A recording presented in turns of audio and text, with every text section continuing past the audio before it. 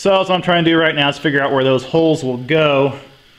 And basically is what I want to do is I'm just going to stick a 3/4 inch nut in here and see where it clears this ear and get it up as high as possible, and that'll be the spot. I was going to use 3/4 inch rod in here, but it just looks way too big. I thought about going down to 1/2 inch, decided that was too small, so I'm back up to 5/8, and I think that's about right. That doesn't look too bad. The 5/8 looks like for you. So I'm going to go with that. So in order to get these two holes lined up, what I'll do is I'll put this on the shaft, and I'll put this one up here after I have a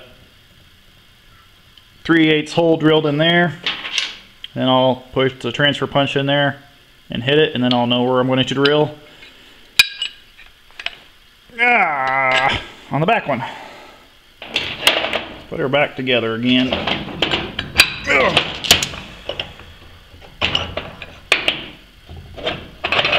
Oops.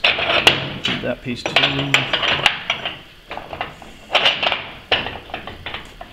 Alright.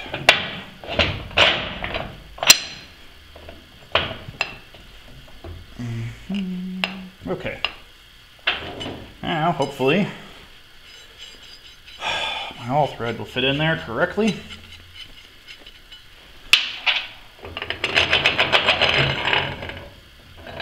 Close enough. Woohoo. And then, now that that's in there, put a nut on that side, and a nut on this side, and mark it. Not mark it, but mark it. Go lop that off in the chop saw. That actually reminds me of a video I was going to do and just have never done. It's a really short video. But if you want to hold all thread in your vise or something to work on it, just take a nut and cut it with your hacksaw or a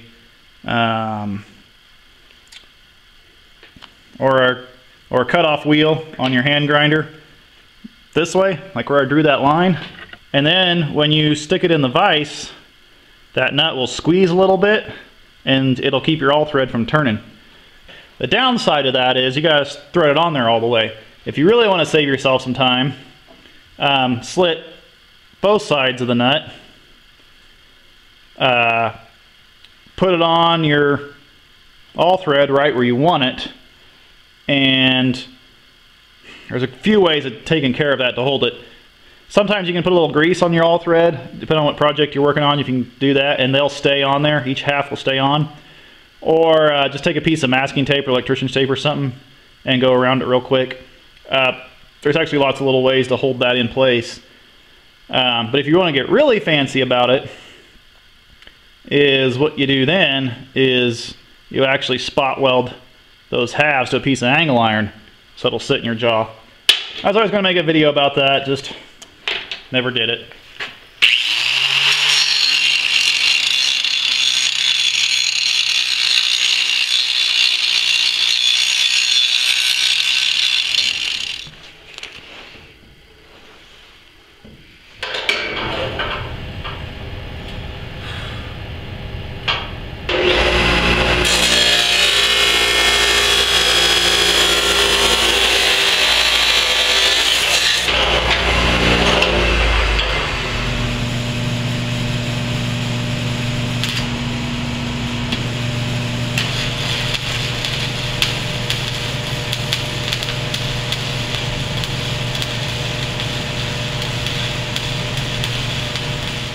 Looks nice with the test fit.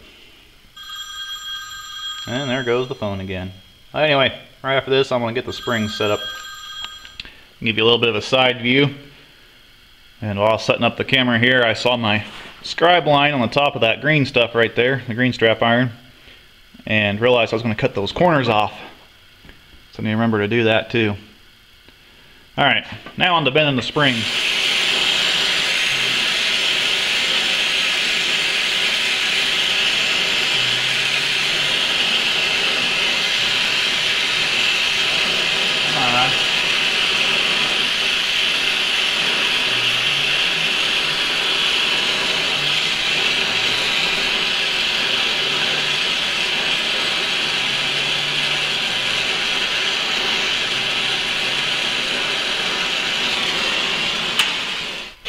do the same thing to the other side. Now before I set this up there and get it all assembled, I'm gonna put a couple little dimples on this to make sure these bearings don't pop out. Shouldn't take much. I would think that would be more than enough. I covered up all my air lines with aluminum foil. Hopefully I won't burn through.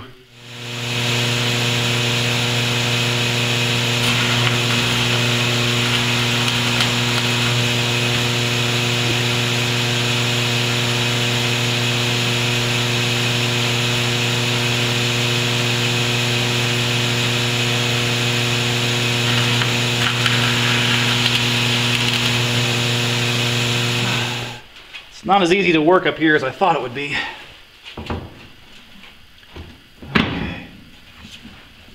Come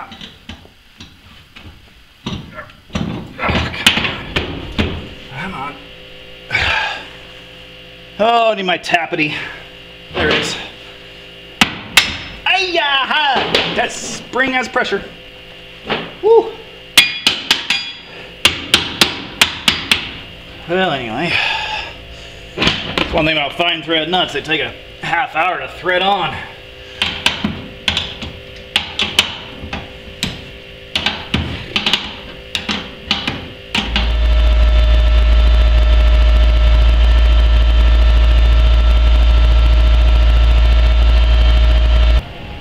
Thought I'd test this with the old cable first before I put the new one on there and had it bird's nest on me or something.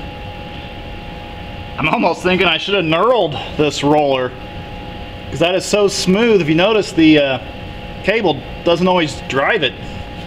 But I mean, that, oh, it's hitting a little bit right there. I see it. The roller is I think I almost need to come out a little bit with these nuts maybe. So okay, let's do that. I'll readjust that side. I can see where the paint is coming off right here. But anyway, I'll do that later. What gave me this idea to test the old cable is when I went to pull the old cable out earlier, it just pulls out like a dream. Look at that. There's no tension on the cable right now. Flopping around, and it's still wound up in there. Ah, that is really nice. Alright, now I'm going to get the new cable on there after I adjust those nuts. I gotta sharpen this knife bad. Oh, there it went. Let's see, does that give me enough? Wait, I thought the end was, oh, there it is. Eh, blind! There's the end. Let's see, let's stick it in there for now. And then I'm going to just take the cable down the bed, unrolling it as I go here.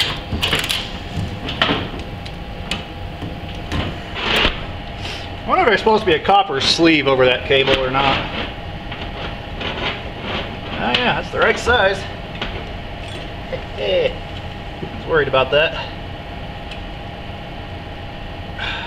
But you had a funky angle there and so you could fall out of your chair. Just to give you an idea of the old versus new. The hooks are both 3-ton hooks, working load. The new stuff is 7/16 cable with a nice swage on the end. This is only 3/8 cable. I really wanted that swage instead of these clamps on it, and I was really glad I found that company. I forgot the name of it now. Is it West Tech Rigging? Yeah, so they would put that nice swage on there, do this all nice and neat, make it pretty.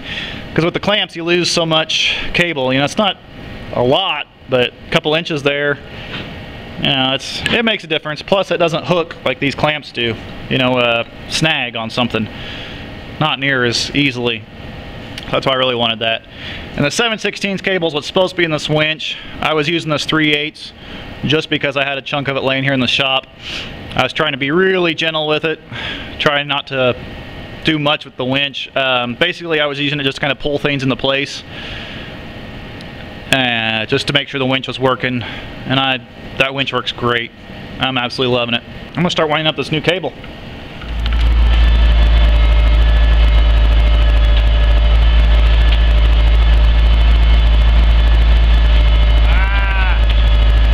That didn't work. Forgot to hit record.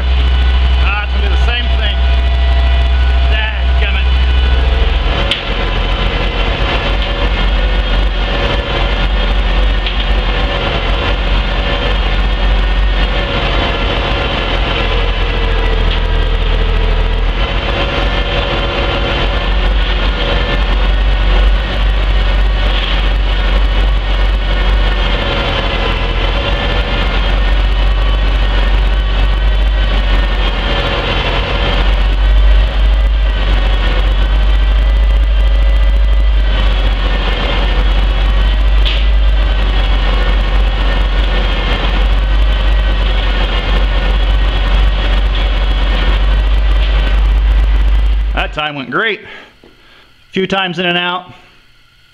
And I think that cable will, you know, lose some of its spring, and it won't have any trouble with it then. That is a lot better than that old cable was without anything up there. Man, I was always getting that thing in kind of a kink.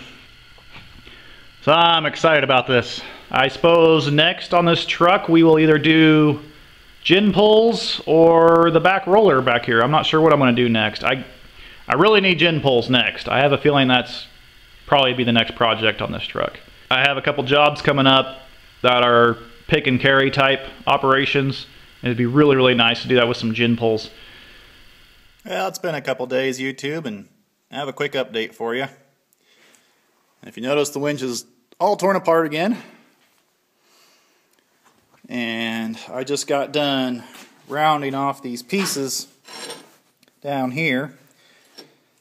Because when this piece would come up on the drum, once it got up to that last layer cable, I realized it was actually hitting back here on the strap iron, and it wasn't holding that entire top layer tight.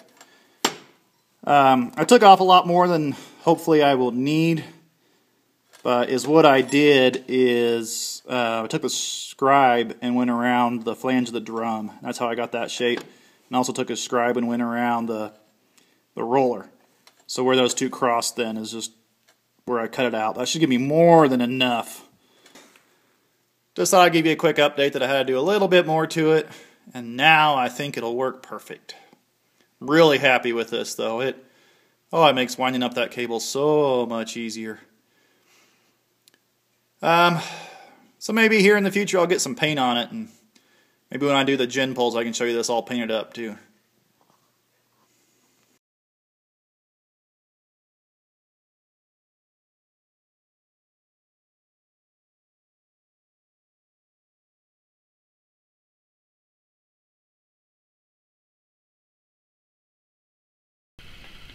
It is a typical spring day out here in Kansas, only it's mid-December. This is the weirdest weather we are having today. A few days ago it was well below freezing. Matter of fact, we were hitting about 0 degrees Fahrenheit at night. And today it is almost 60 degrees. And there's a thunderstorm rolling across the plains. A thunderstorm in December.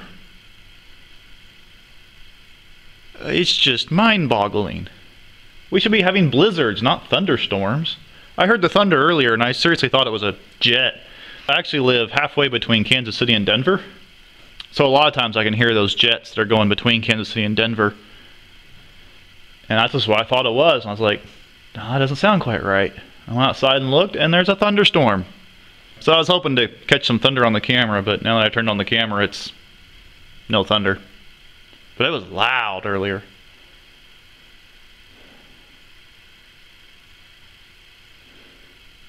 Alright, I'm going to go back to this winch thing here and show you some stuff.